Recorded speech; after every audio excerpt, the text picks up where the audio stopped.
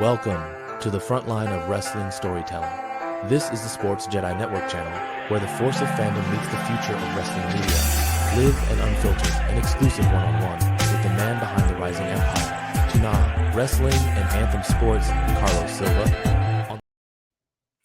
What's going on, everybody? Welcome here to the Sports JEDI Network Heal the Ring podcast. We have a special guest that's going to join us here. Let me first say hello to my partner in crime, Chris. What's going on, Chris? What is up, everybody? What is up? Yes, guys, this is a dream come true. This is a quite honor that we have coming up here. So I don't want to waste too much time. Let's get it going. Thank you guys for joining us today. It's going to be a great conversation with a very, very great man. Absolutely. We're going to bring in Anthem Sports TNA President, the one and only MR.Carlos Silva, joining us. What's going on, Mr. Silva? Welcome to the channel. Bienvenido. Hey, guys. How's it going? ¿Qué pasa? Todo bien, very wonderful. Thank you for joining us. We really appreciate it, especially in this 1 week away. Yes, I am believe 1 week away for Slammiversary in the UBS Arena. We are excited. We're going to be there in attendance, so we're going to have the honor to participate in the fan experience. I wanted to talk about Slammiversary, getting together, that opportunity with the UBS Arena. Getting that, this is a big venue, New York City for the first time. The Ledeckis open up the red carpet in that arena. How proud are you at this moment? I mean, we're proud for you, so I can imagine you.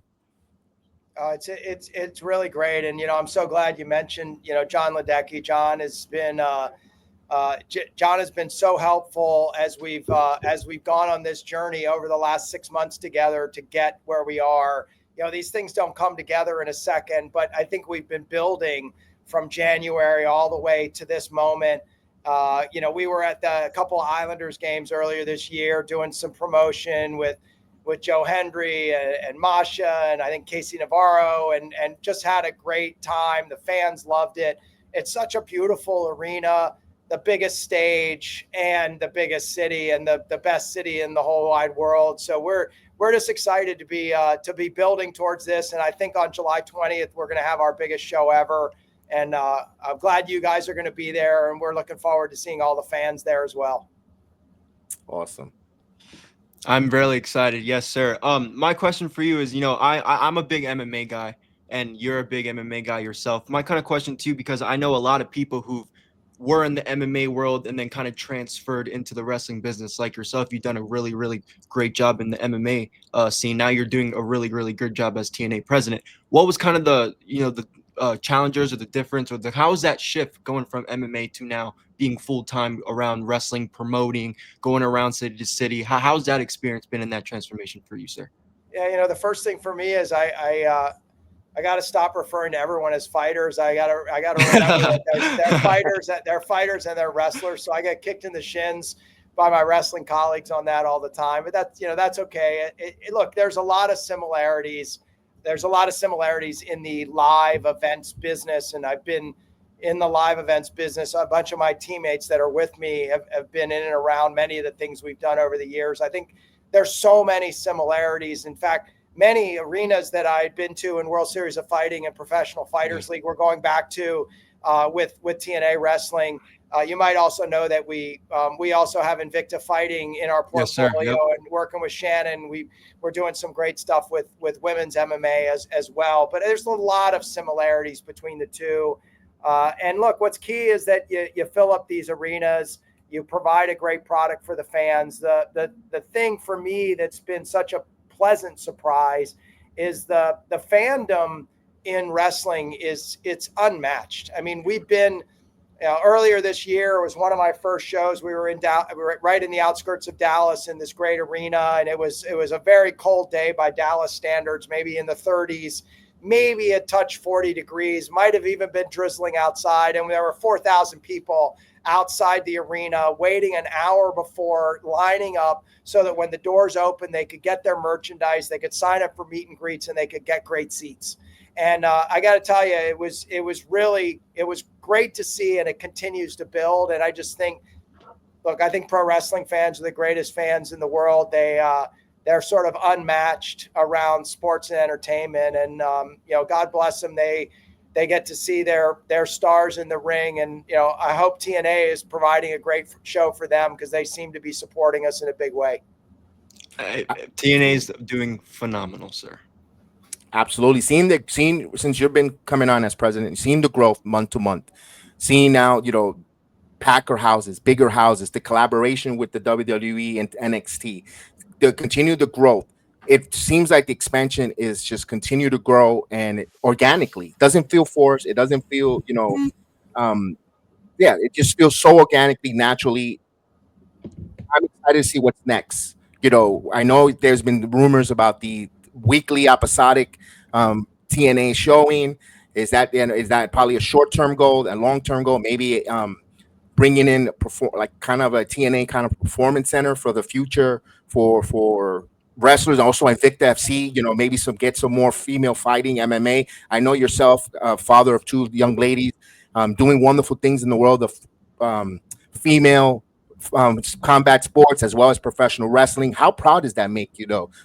That impact that you're providing us. It's great. It's so nice to have the opportunity to be in the professional sports entertainment business. It's we fly around the world. We go to arenas. Sometimes my friends and colleagues, they wonder like, oh, do you have to go to every event? It's like, guys, of course we go to I mean, that's what we do for a living. This is our office. And there's no better place than any of us, our talent, our wrestlers, our staff, we all want to be there. And it's so exciting. Look, it's been a great 6-7 months since I've been here. I think we've set some goals every sort of 30, 60 days. You mentioned our relationship and our partnership with WWE and NXT, coming off of Royal Rumble and WrestleMania, it just really has accelerated, especially in these last 60 to 90 days.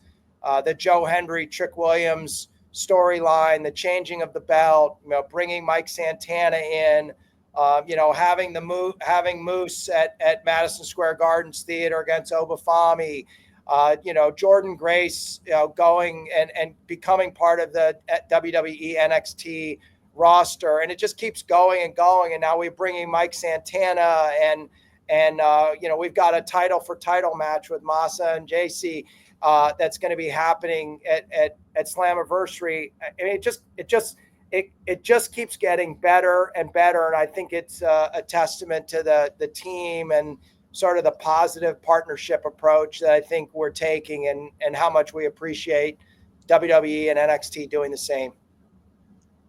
Awesome. Mr. Silva, I have a question for you about the TNA app, TNA Plus. I love the TNA app because unfortunately I don't have Access TV. So having the TNA Plus, I've been a TNA kid since 2008, 2009. I watched the first Slammiversary in 2012.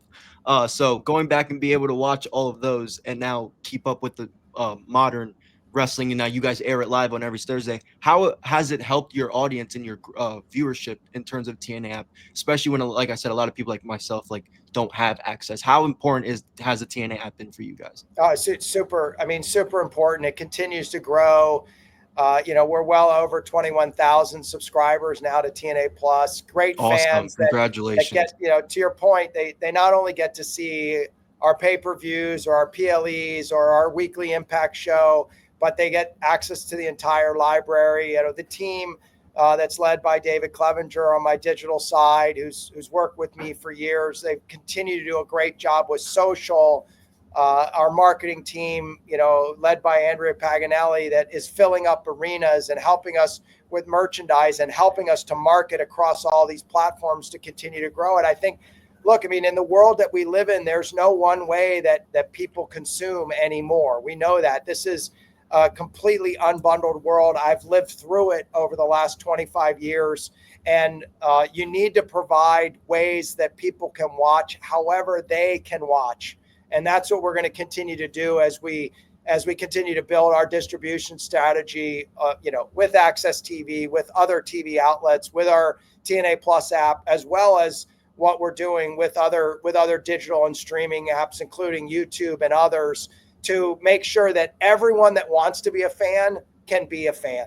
Look, wherever we are in the world these days, you can usually pick up your phone and get access to great stuff. It wasn't that way 5 years ago, but now if if you're on the road and you want to watch the Masters, you can pick up your phone and watch the Masters. If you're at dinner with your family because you missed something, you can still get it. And so that's the world we've all come from, and we've always understood that sort of disruptive changing of the media landscape. And we're trying to bring all of those smarts to TNA and the fans so that you can watch wherever you are.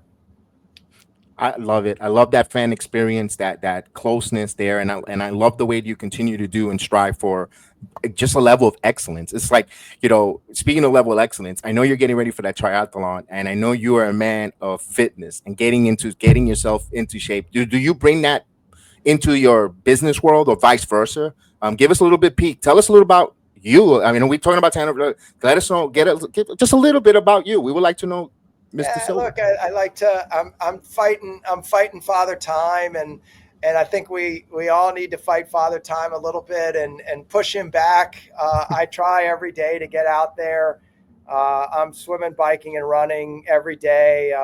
When I get a chance, I'm out on the tennis court and having some fun too from my past playing tennis. And it sets up my day. If I get a great run with my dogs and I can get a great swim in or a great bike ride, I know I'm going to have a much better day all day long.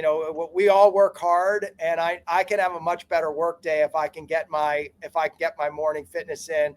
Look, the good news is, and I'll be happy to celebrate with you guys, I haven't missed a day since the 2008 Boston Marathon. Not one single day missed with my morning workouts, and I'm going to keep that streak going as long as I can, because it keeps me young and healthy and having fun. Awesome. I have so one thing we all share in common here is we all are Puerto Rican descent. That's why we love. You're not going to see a program that loves Mike Santana the way we do. And you gravitate towards us too, being the first Puerto Rican wrestling company of a president of a major wrestling company. How is that for you? How important is the representation for you? Because that's what our show is about. We want to represent. I had such a great experience, and growing up and visiting my grandparents in Puerto Rico. They live right out of San Juan and Alto Rey, and my dad was from Mayaguez, and he came to the States for medical school and had an amazing career as a surgeon in the Washington, D.C. area.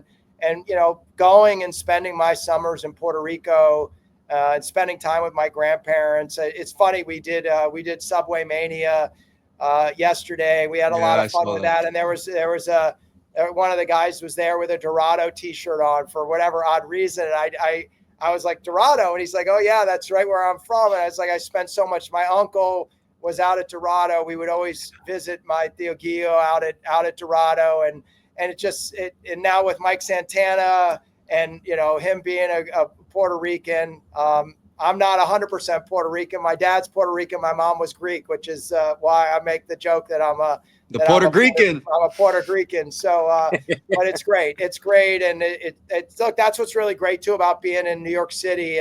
And we hope the Puerto Rican community, the Latino community, everyone comes out to Slammiversary. But certainly with Mike on the main card and having the Puerto Rican flag hanging out of his back pocket the way that he always does, it's going to be amazing. And look, you guys know, the Puerto Ricans bring big energy to everything that they do, and especially in New York City. So it's going to be a lot of fun, and it's nice to have that family feeling along with Mike and the rest of the team.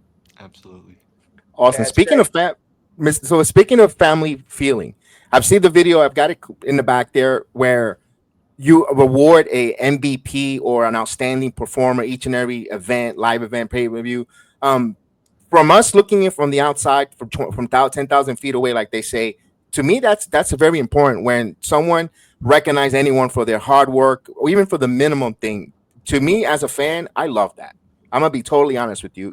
I applied it to myself at work. I would love our bosses and our superiors to give us you did a good job. Everybody remembers the negativity if you do something negative, but I love the fact that you going and recognizing these talent. How big is that to you? It's it's huge. I've been lucky to work with a lot of great organizations, and I've been able to be up close and personal with some great athletes and performers. And you try to learn a little bit from all of them. You try to do it a little bit yourself. You see the focus that everyone needs to have. Look, I try to bring some of that and learn from them as well. And I just think it's important to take a minute and celebrate it. And so we came up with the TNA All-Star, I guess it was 3 events ago. We've now, awarded three times to 3 of our athletes. We also have awarded it once to one of our, trusted teammates and staff members that helps all of our wrestlers and athletes to be great. And I think what's great for me, and I hope it's great for all of us, is we all get to celebrate for a minute together before we then sort of put our game face on and get out there in the ring and do whatever we've got to do to make the show great, because we're all in the same business. We're not all in the ring, but everyone that's around the ring, everyone that's behind the scenes, the goal is that all of the fans have a great time. And so we thought it was great that everyone gets to celebrate each other with this weekly All-Star. We're going to keep it going. To us, it's like a coach giving out a game ball. And it's nice that we wanted to give all the fans a little live look in on that and help celebrate it with us. And so, yeah, we're going to absolutely keep it going. It's a lot of fun. It's my favorite moment from the weekend when we're all together. Love it. I love it. Keep it up. Mr. Silva, I don't want to waste, spend too much of your time here. I know you're busy, but I do want to ask, going city to city doing the tapings. You guys were just in my town. You see the Steelers sign back here. I'm from Pittsburgh. You guys just had your tapings there. How is the experience going from the cities to cities and doing the tapings there for the weekend? Because you see a lot of the same people in the crowds. They feel like, oh, TNA's having like a residency in our city for the week or whatever, how long you guys are doing tapings. How fun has that been, traveling city to city for the residency? Oh, it's great. It's great. We've been in some great cities. We've been in some great arenas. It's great to see how the fans are the same in some cities and different in some cities. This year, for me, being in Dallas and San Antonio and El Paso, being in Tempe, being in Pittsburgh, being in LA, and now, being in New York here with Slammiversary on July 20th. And then we're going to Rhode Island. We're going to Baltimore. We're going to Edmonton. We were up in Brampton earlier this year, just a few minutes outside of Toronto. And that was, the crowds up there were amazing. So look, I think it's all part of bringing the TNA experience so that the fans can touch it and get to see what these great wrestling performers do in the ring. Look, everyone can watch on TV. We're going to continue to build the distribution so the audience can build, but it's being live at a show like this, being live at a concert, being live at a big sporting event, they're all unmatched with the way that you can touch it. You got to weave it all in as part of the experience. So yeah, we have a great time traveling from week to week and sort of bringing the team together and having these meetings and then performing in the arena under the lights in the ring. It's a lot of fun. My final question, because I know we're gonna running out of time. I have it a 2-parter. One of your either short alerts from go. Is it possibly being in a NBA hockey arena in the near future? I know you are right now in the Islanders, but maybe a stadium, and what about international? Going with the TNA, maybe in Europe. I know you do Canada. That's we know that we're going to Edmonton for Slammer Victory Road. What are those goals? Yeah, look, I think that's part of what UBS Arena is all about is testing the waters in the biggest city, the biggest media market, with the greatest fans on the planet. And so I think it's going to launch us to that next phase, and that's what we've been building for the last 6 months. Now it's right in front of us. We're getting prepared. We got a few days to go. Everyone's hunkered down. Everyone's going to show up and just absolutely kick ass and have a great show. And then I think that'll launch us. We've pretty well got the rest of this year not pretty well. We do have the rest of this year laid out. We haven't announced it all yet. We've announced the next few months. We'll be announcing the rest of the year coming up here after Slammiversary, and we're already looking at 2026. What happens at Slammiversary, what happens at UBS Arena will help to shape our distribution deals, our sponsorship, and really lay the groundwork for what we do in 2026. And I think all of the things that you mentioned are in our plans to continue to go into these larger arenas, bring the fan base together, and celebrate what our great wrestlers do in the ring together. Hopefully Orlando's one of those. Yes. Chris, your final question. We want to. Yes, sir. Yeah. My final question. What are you most looking excited for the UBS Arena? Your first time being in New York, because like I said, I've been watching Slammiversary since 2012, and first time you're being in New York. Is it that a lot of the talent like Masha, obviously Santana, is it because a lot of them have the New York roots? Are you excited to just see the city? What are you most looking forward to with UBS Slammiversary coming to the UBS Arena? I mean, I'm excited. I'm excited to be in one of the most spectacular new arenas. I think that, a major NHL team in the Islanders plays in with a storied franchise themselves. That's always great. I mean, when you go into an arena where, former world champions have skated, that's just that you can feel that. That's important. One, two, you mentioned it. We've got a lot of New Yorkers on the card. We haven't talked about Matt Cardona, another one that's also, going to be part of this. He's also local. I think the reception that they're all going to get, to see their faces when they come down the ramp, when their walkouts happen, I think that's going to bring great energy, not just for the team and staff, but also for the fans. And then I just think, the card is an unprecedented card for us, top to bottom, and we're not done with it. I think there's going to be some other surprises that you're going to see in the next few days that everyone's going to be excited about. And certainly, every single match. I can't just say the main event. The main event's spectacular, but the ladder match is crazy. The title match on the ladies' side is crazy. As I've been saying it's not just the wrestlers that are amazing. It's each of the matches themselves are amazing as a brand. And I think that's going to bring, I think it's just going to make the night special, and it's going to launch us into 2026. So look, hopefully I'll see you guys there. Definitely grab me, and let's have some, let's celebrate together, and let's have a great night. Yes, sir. I can't wait to be there. I can't wait to hopefully meet you, shake your hand. Thank you in person for coming on our show, and it was great to talk to you, sir. Thank you so much. Great. Thanks, thanks guys. See you soon. Appreciate you. Thank you so much. That is TNA President Carlos Silva joining us here on the Sports Jedi Network. We appreciate his time. We appreciate him joining us. We appreciate him coming on with us. Don't forget Slammiversary, July 20th at the UBS Arena. Tickets, let's force them to open up an extra section. Let's force them to the supply and demand where they have to now open up more, find more seats and let us as fans hear that we want TNA more.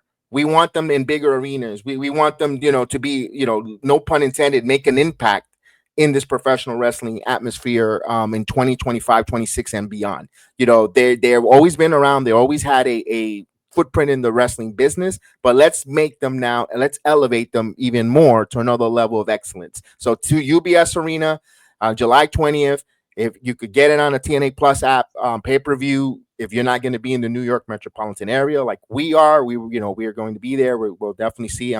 We want to make sure that card and that match and that event goes over. Hashtagging Slammiversary. Give your thoughts, your opinion. Who's winning the triple threat main event? Is Trick Williams going to defend this title for NXT, or are we getting the hometown hero in Mike Santana walk out in the arena with the TNA World title to hand it over to his beautiful daughter? By the way, happy birthday to his daughter, who's celebrating a birthday for her. Many blessings to her. Or is the internet sensation and the guy who's still over like Rover, Joe Henry? Do people still believe in Joe Henry? Many matches and more. The triple threat for the TNA Knockouts champion. Could it be JC Jane? Could it be Jordan Grace returning back to TNA, taking on Marsha Slammiversary. Could it be Trinity, aka Naomi? There's a briefcase. They never would specify if she could cash in on. Is it just WWE property? Although NXT title is a WWE property and that's available, it's open. What is that, man? What chaos, or what in a good way? If you hear Trinity, aka Naomi's music hit at the UBS Arena, just to tease that she's there with the briefcase. She doesn't have to cash it in there. Hit me out, wrestling community.